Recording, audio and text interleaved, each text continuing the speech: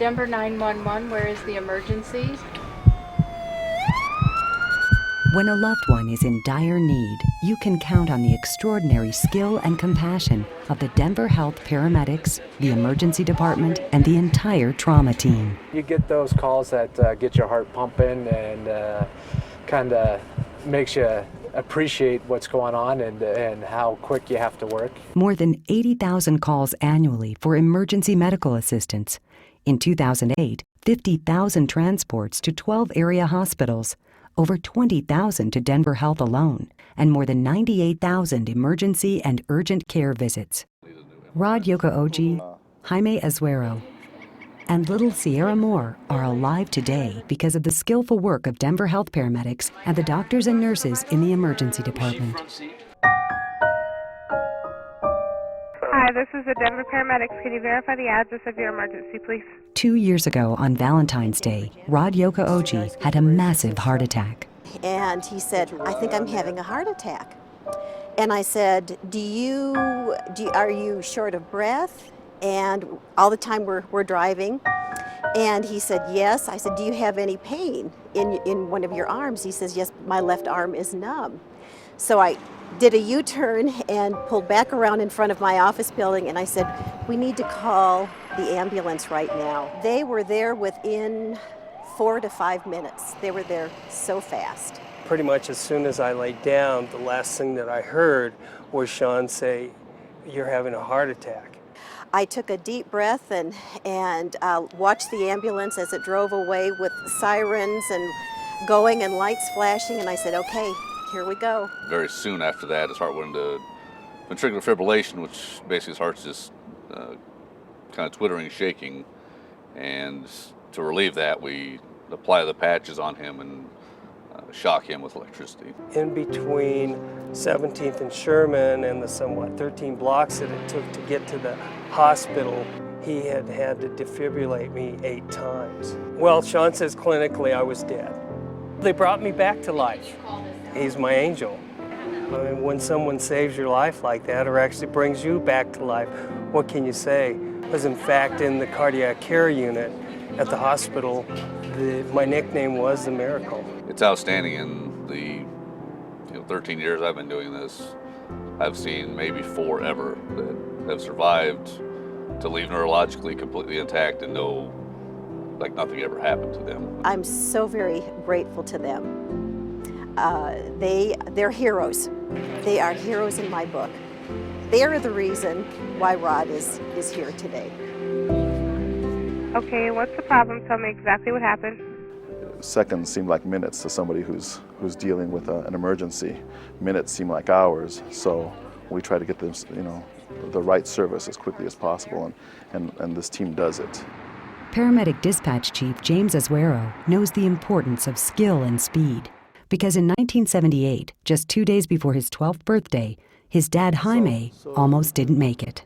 The phone rang, and my mom was home, waiting for Dad to get home. All of his kids were in bed. I just remember the scream. A car came around speeding and hit my father, sent him flying. I lost part of my leg. I lost 2.5 inches of my leg because the car hit me there. It broke all my left bones, my arms, all the wrist on the left side, and my leg. He was told he would never be able to raise his arm beyond this. Yeah, he was going to lose his hand, or the motion of his hand. I mean, he's a miracle, in all honesty. I mean, for somebody that said he was dead, here he is today. Oh, I'm so grateful. They're great. They're magnificent. They revived me. They brought me to life. They brought me to my family again. The experience was life-altering for young James. He knew when he grew up he wanted to join the team at Denver Health. I know my dad is alive because of the team, the medics, the ER. I can help somebody on their worst day, and I'm part of an elite team. There's no better hospital than Denver Health for traumatic injury. I mean, they've got the best team, we've got the best hospital, and that's why I'm here.